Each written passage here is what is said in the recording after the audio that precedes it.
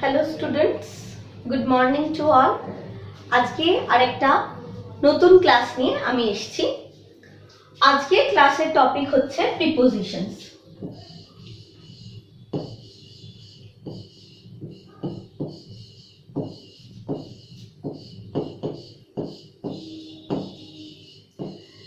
Prepositions তোমরা জানো English গ্রামারের একটা ভীষণ ইম্পর্টেন্ট পার্ট আর খুব স্কোরিং পার্টও। মানে যদি জিনিসটা ভালো করে বুঝে যাও তাহলে প্রিপোজিশন সমস্ত ধরনের পরীক্ষাতেই আসে আর সেখান থেকে ভালো স্কোরও তোমরা করতে পারবে। প্রিপোজিশন নিয়ে বলার শুরুতেই প্রিপোজিশনের নামটাকে খেয়াল করো। দেখো, প্রিপোজিশন, পজিশন মানে আমরা জানি যে কোনো কিছুর অবস্থান বোঝানোর জন্য, মানে জিনিসটা কোথায় আছে সেটা ইংরেজিতে পজিশন কথাটা দিয়ে বোঝানো হয়। এবার পজিশন কথাটার আগে দেখো একটা টার্ম আছে, সেটা হচ্ছে প্রি। প্রি কথাটার মানে কি? প্রি কথাটার মানে হচ্ছে বিফোর বা আগে। তোমরা জানো বিফোর বা আগে, এই বিফোর লিখলাম, it is also a preposition.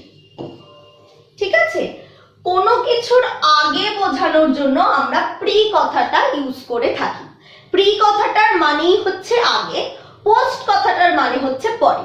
তোমরা জানো প্রি কথাটা আগে বোঝানোর জন্য ইউজ করা হয়। তাহলে প্রিপোজিশন মানে এই যে পার্টস অফ স্পিচটা, প্রিপোজিশন হচ্ছে একটা পার্টস অফ স্পিচ, তাই তো?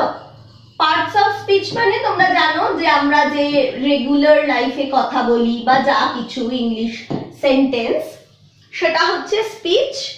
সেই স্পিচটাকে 8টা পার্টে ডিভাইড করা যায়। মানে স্পিচটার মধ্যে আমরা কি জাতীয় ওয়ার্ড ইউজ করছি, সেই ওয়ার্ডের ফাংশন কি, মানে এক একটা ওয়ার্ডে এক এক রকমের পারপাস আছে তার ইউজ করার পেছনে। তাহলে ওয়ার্ডের ফাংশন কি সেই হিসেবে স্পিচকে 8টা পার্টে ডিভাইড করা হয়। যেমন noun, pronoun, verb, adverb, adjective, all are parts of speech. সবই হচ্ছে স্পিচের এক একটা পার্ট। সেরকমই আরেকটা পার্ট হচ্ছে প্রিপোজিশন। ঠিক আছে, তো এই যে পার্টস অফ স্পিচটা, এটা আমাদেরকে কি কাজ করে? এই পার্টস অফ স্পিচটা জেনারেলি কারুর আগে সে বসে, মানে প্রিপোজিশনের পজিশনটা হচ্ছে কারুর আগে। তাই জন্যই দেখো নামে রয়েছে প্রিপোজিশন। মানে প্রিপোজিশন অ্যাকচুয়ালি কোনো অবজেক্ট বলো, কোনো পার্সন বলো, সেটা ঠিক কোথায় আছে, মানে তার পজিশনটা কি সেটা বোঝায়। ওই জন্য এর নামেও পজিশন কথাটা আছে। কিন্তু এই পার্টস অফ স্পিচটার নিজের পজিশনটা কোথায়, মানে পার্টস অফ স্পিচটা নিচে কোথায় বসছে? কারুর আগে, তাই জন্যই নাম প্রিপোজিশন। ঠিক আছে, এবার কার আগে বসছে? জেনারেলি বা ইউজুয়ালি প্রিপোজিশন কার আগে বসে? নাউন বা প্রোনাউন। ঠিক আছে, ইউজুয়ালি নাউন বা প্রোনাউনের আগে বসে, ইউজুয়ালি নাউন বা প্রোনাউনের আগে বসে, সেই জন্যই ওর নামটা হচ্ছে প্রিপোজিশন। বোঝা গেল? এটা একটা ইন্ট্রোডাকশন হিসেবে জেনে রাখো। যে কোনো নতুন টপিক যখন আমরা পড়ছি, একদম ডিরেক্ট টপিকটার মধ্যে ঢুকে গেলে তো আমি আগে পরের কোনো কথাই বিশেষ জানলাম না, তাহলে তাই না? তাহলে প্রিপোজিশন, এই যে পার্টস অফ স্পিচটা আছে সেটার নাম কেন প্রিপোজিশন হলো, বোঝা গেল? যে প্রিপোজিশন মানে পজিশন বোঝায় কার? নাউন বা প্রোনাউনের, এবং নাউন বা প্রোনাউনের আগে বসেই তার পজিশনটা বোঝায়। তাহলে প্রিপোজিশন ইউজও করা হয় কোনো কিছুর পজিশন বোঝানোর জন্য, কিন্তু ও নিজে কোথায় বসে? নিজে বসে নাউন বা প্রোনাউনের আগে, ওই জন্যই নাম হয়েছে প্রিপোজিশন। বোঝা যাচ্ছে? সেই জন্য এই পার্টস অফ স্পিচটার নাম প্রিপোজিশন হয়েছে। আচ্ছা, এবার আসি, তাহলে প্রিপোজিশন কেন নাম বোঝা গেল। এবার আসি প্রিপোজিশন কত টাইপের হয়। প্রিপোজিশনও কিন্তু অনেক টাইপের হতে পারে। অনেক মানে জেনারেলি ধরো তিনটে টাইপের প্রিপোজিশন হয়। একটা হচ্ছে কি, একটা হচ্ছে simple preposition, simple preposition,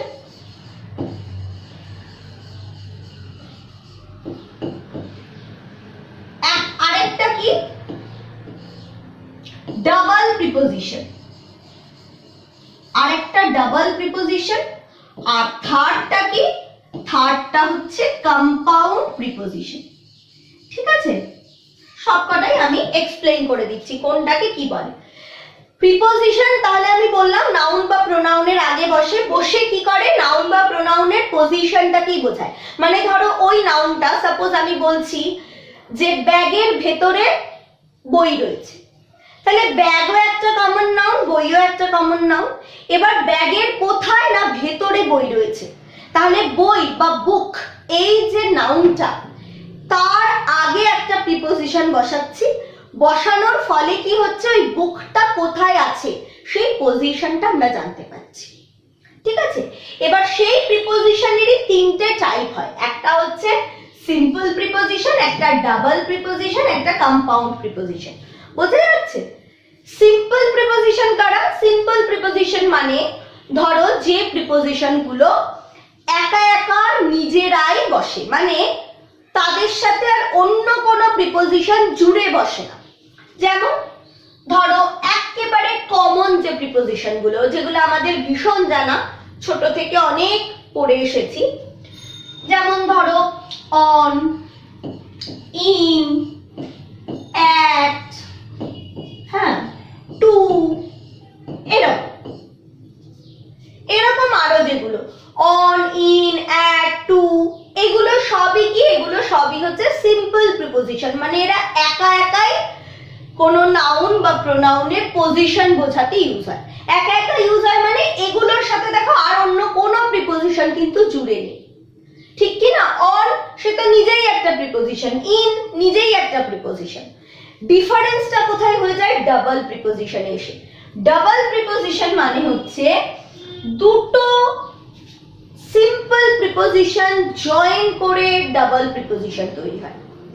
double preposition মানে হচ্ছে দুটো আলাদা সিম্পল প্রিপোজিশন তারা অ্যাড হয়ে জয়েন হয়ে একসাথে বসছে। যেমন ধরো দেখো অন, অন একটা সিম্পল প্রিপোজিশন, টু আর একটা সিম্পল প্রিপোজিশন, এই দুটোকে যদি আমি জুড়ে দিই তাহলে হয়ে গেল অন টু।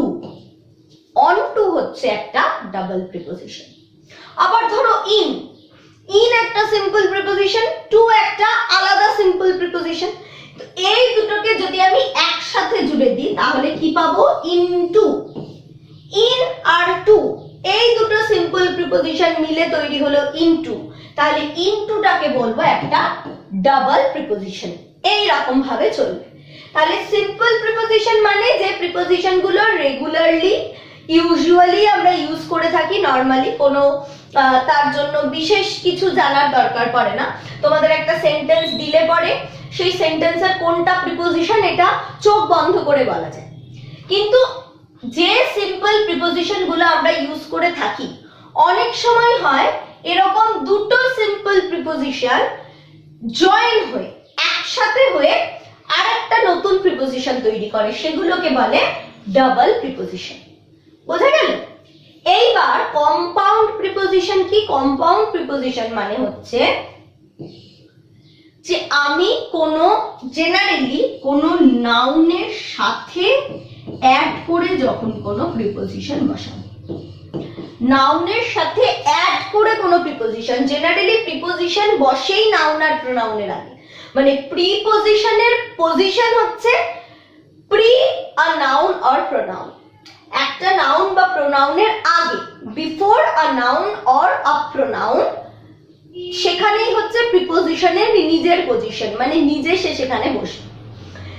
কিন্তু যখন কোনো নাউনের সাথে কোনো প্রিপোজিশন অ্যাড হয়ে বসে তখন তাকে আমরা বলি কম্পাউন্ড প্রিপোজিশন। এক্সাম্পল কি? এক্সাম্পল ধরো আমরা যখন ইউজ করি অ্যাক্রস, অ্যাক্রস একটা প্রিপোজিশন, তো ধরো the boat is moving across the river. Across মানে হচ্ছে কোনো কিছুকে যখন ক্রস করে যাচ্ছি, এক ধার থেকে আরেক ধারে যাচ্ছি, তখন সেটা অ্যাক্রস। তাহলে অ্যাক্রস হচ্ছে একটা প্রিপোজিশন, কিন্তু অ্যাক্রসে দেখো এ যেটা আছে না, এ, সেই এটা অ্যাকচুয়ালি অন, এই প্রিপোজিশনটা কাজ করে।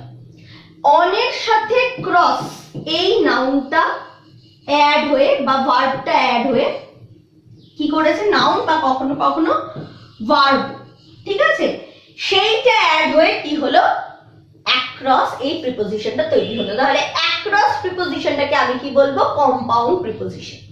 তারপরে ধরো বিহাইন্ড, তোমরা জানো বিহাইন্ডও একটা প্রিপোজিশন। বিহাইন্ড মানে কি, কারোর পিছনে যদি বোঝাতে লাগে, বিহাইন্ড একটা প্রিপোজিশন। বিহাইন্ড, বিহাইন্ড অ্যাকচুয়ালি দেখো বি ফর এখানে হচ্ছে by, by plus hind. Hind মানে হচ্ছে পেছনে, পশু পাখিদের বলে না হাইন্ড লেগস, হাইন্ড লেগস মানে পিছনের দুটো পা, ঠিক আছে। তো হাইন্ড তো একটা হয়ে গেল আমার নাউন, কিন্তু তার আগে বাই, এই প্রিপোজিশনটা বসে দেখো বিহাইন্ড বলে একটা নতুন প্রিপোজিশন তৈরি করেছে। সেই জাতীয় প্রিপোজিশন গুলোকে আমি কি বলবো, কম্পাউন্ড প্রিপোজিশন। মনে থাকবে? তাহলে তিনটে টাইপের প্রিপোজিশন হয়। একটা হচ্ছে সিম্পল প্রিপোজিশন, যেটা নরমালি আমরা রেগুলার যে প্রিপোজিশন গুলো ইউজ করে থাকি সেগুলোই হচ্ছে সিম্পল প্রিপোজিশন, যারা কোনো নাউন বা প্রোনাউনের আগে বসে ওই নাউন বা প্রোনাউনটার পজিশনটা ডিনোট করে। ডাবল প্রিপোজিশন কি, ডাবল প্রিপোজিশন মানে হচ্ছে দুটো সিম্পল প্রিপোজিশন তারা একসাথে জয়েন হয়ে কি করে, একটা করে ডাবল প্রিপোজিশন তৈরি করে। যেমন অন আর টু মিলে হয় অন টু, ইন আর টু মিলে হয় ইন টু, এরকম। আর একটা নতুন টাইপ, সেটা হচ্ছে কম্পাউন্ড প্রিপোজিশন। কম্পাউন্ড প্রিপোজিশন কি, যেখানে কোনো নাউন বা কখনো কখনো ভার্ব, তার আগে একটা প্রিপোজিশন বসে একটা সম্পূর্ণ নতুন প্রিপোজিশন তৈরি করছে, তখন সেটাকে আমরা বলি কম্পাউন্ড প্রিপোজিশন। যেমন অ্যাক্রস, বিহাইন্ড দেখালাম। তারপরে ধরো তুমি অ্যালংটা পড়েছো, অ্যালং দ্য রোড মানে রাস্তা ধরে যাওয়া। হ্যাঁ, the boy is walking along the road. Along the road মানে ওই রাস্তাটা ধরে চলছে, রাস্তাটার মধ্যে দিয়ে। অ্যালং এও দেখো এটা কিসের কাজ করছে, অনের কাজ করছে। এখানেও অ্যাক্রসেও যেমন এটা অনের কাজ করছে, অ্যালং এও এটা কিন্তু অনের কাজ করছে, ঠিক আছে। তাহলে প্রিপোজিশন যখন কোনো নাউন বা কখনো কখনো ইন ভেরি রেয়ার কেস ভার্বের আগে বসে একটা নতুন প্রিপোজিশন তৈরি করে, সেই প্রিপোজিশনটাকে বলা হয় কম্পাউন্ড প্রিপোজিশন। বোঝা গেল?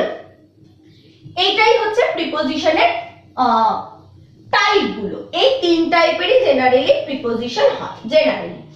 এবার দেখো আরেকটা কথা একটু বলি, মেন ওই নানা টাইপের বা নানান যে চেনা আমাদের প্রিপোজিশন গুলো সেগুলোতে আসার আগে, তোমরা অনেক সময় দেখতে পাবে যে একসাথে এরকম কোনো কোনো ওয়ার্ড বসে না একসাথে তারা একটা প্রিপোজিশনের মতনই কাজ করে।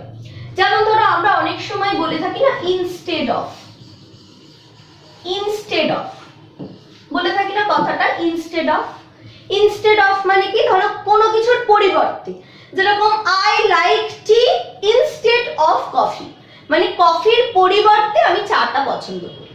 এরকম সেন্টেন্স আমরা বলে থাকি না রেগুলার লাইফে। তো দেখো ইনস্টেড অফ এখানে খুব সহজেই তোমরা বলতে পারবে কোনটা প্রিপোজিশন, অফ প্রিপোজিশন। তাহলে এর আগে ইনস্টেডটা কি কাজ করছে, ইনস্টেডটা, এই ইনস্টেড ওয়ার্ড এটা অফ প্রিপোজিশনের আগে বসে একটা দেখো ফ্রেজ তৈরি করেছে। ফ্রেজ মানে আমরা জানি, ফ্রেজ মানে আমরা কি জানি, যে পার্ট অফ আ সেন্টেন্স, এমন সেন্টেন্সের এমন একটা পার্ট যে কিনা কি করবে, দুটো বা তিনটে ওয়ার্ড একসাথে বসবে, বসে সে একটা নিজের মিনিং তৈরি করবে। তাতে কোনো ভার্ব থাকবে না, কোনো সাবজেক্ট থাকবে না, কিচ্ছু থাকবে না, কিন্তু সে একটা নিজের মানে তৈরি করতে পারে একটা সেন্টেন্সের পার্ট।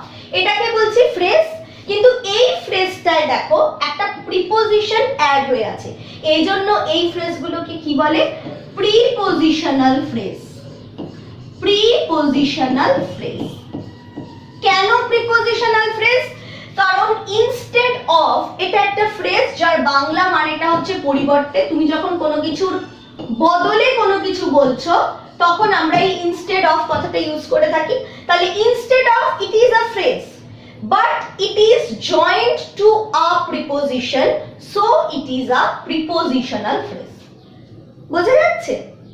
প্রিপোজিশনাল ফ্রেজ মানে একটা ফ্রেজের সাথে যদি একটা প্রিপোজিশন অলরেডি অ্যাড হয়ে থাকে, ইনহারেন্টলি অ্যাড হয়ে থাকে, তুমি ইনস্টেড এর সাথে অফ কে কখনো আলাদা করতে পারবে না, কখনোই পারবে না। শুধু যদি ইনস্টেড কথাটা বলো সেটা কিন্তু প্রপার মিনিং হলো না। ইনস্টেড এর সাথে সব সময় অফ কথাটা বসে থাকে, তাহলে সেটা হচ্ছে একটা প্রিপোজিশনাল ফ্রেজ, ইনস্টেড অফ। তারপরে ধরো অনেক সময় আমরা বলে থাকি in course of, in course of বলে থাকি না এই কথাটা। ইন ফ্রন্ট অফ বলে থাকি না, ইন ফ্রন্ট অফ। এই সবগুলোই হচ্ছে কি প্রিপোজিশনাল ফ্রেজ। এটা একটা নরমাল একটা তোমাদের ইনফরমেশন দিয়ে রাখলাম যে এইরকম ফ্রেজগুলোকে কি বলে, প্রিপোজিশনাল ফ্রেজ, যার সাথে অলরেডি প্রিপোজিশন অ্যাড হয়েই আছে।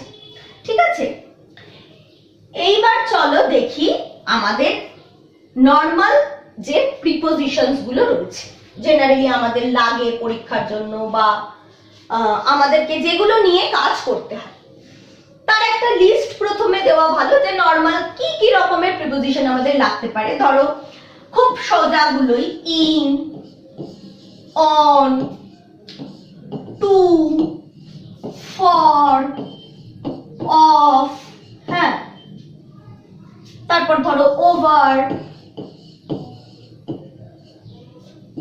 above,